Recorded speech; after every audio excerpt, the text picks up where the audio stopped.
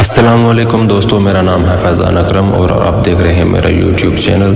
تو معزز سامعین کرام، حضرت آدم علیہ السلام کے دنیا میں آنے سے قبل برہ ارض اور آسمانوں پر دو قسم کی مخلوق رہتی تھی، ایک نوری اور دوسری ناری۔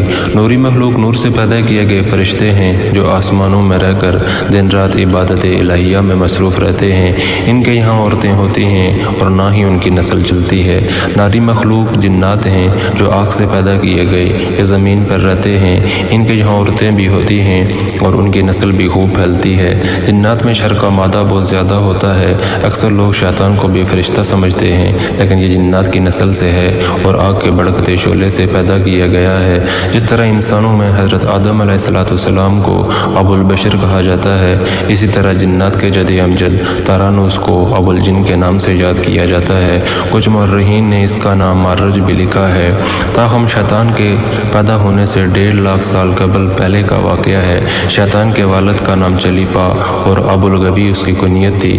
اس کا باپ بڑا بہروب، بہادر، قوی اور نڈر جن تھا اور اپنی قوم کا سردار تھا۔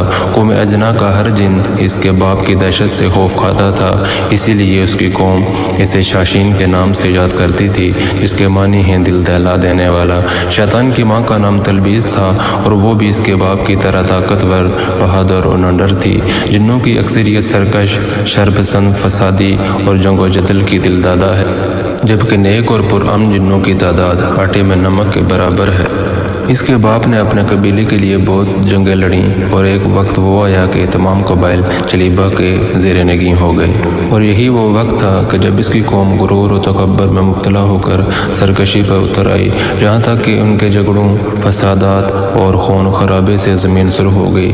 لہٰذا اللہ تعالیٰ نے اس فساد کے قلع کامہ کے لیے آسمانوں سے فرشتوں کی فوج بھیجی، تو زمین پر اس قوم اور فرشتوں کے درمیان ایک خوفناک جنگ ہوئی، جس کے نتیجے میں اس کے والدین سمیت زیادہ تر شرپسند جن مارے گئے۔ کچھ سمندر پار دور دراز جزائر میں جا چکے، جبکہ نیک جنوں نے غاروں میں پناہ لے لی۔ اس وقت ابلیس کم سن تھا اور اس تباہی میں ایک میدان میں کھڑا زارو قطار رو رہا تھا، تو فرشتوں نے اللہ تعالیٰ کی اجازت سے ابلیس کو پہلے آسمان پر لے گئے۔ وہاں اس کی تعلیم و تربیت کا بہترین بندوبست کر دیا گیا۔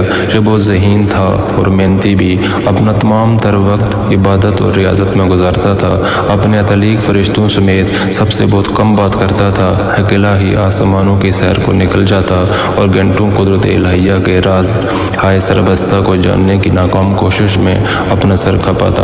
وقت تیزی سے گزر رہا تھا، اس کے سرد رویے نے اسے فرشتوں میں مغرور مشہور کر دیا، لیکن اسے اس کی فکر نہیں تھی۔ اس کا ہدف تو اللہ تعالیٰ کا سب سے مقرب اور عبادت گزار بننا تھا، جس کے لیے یہ دن رات ریاضت و عبادت میں مصروف رہتا تھا، جہاں تک کہ ایک دن اللہ تعالیٰ نے اسے دوسرے آسمان پر فائز فرما دیا، اور پھر گزرتے وقت کے ساتھ اپنی علمیت اور قابلیت کی بنا پر اسے اللہ تعالیٰ کا قرب حاصل ہوتا چلا گیا۔ پہلے آسمان پر اسے عبد کہا جاتا تھا، دوسرے پر زاہد، تیسرے پر عارف، چوتھے پر ولی، پانچویں پر تقی، چھٹے پر حازن اور ساتویں آسمان پر اسے عزازیل کے نام سے پکارا جاتا۔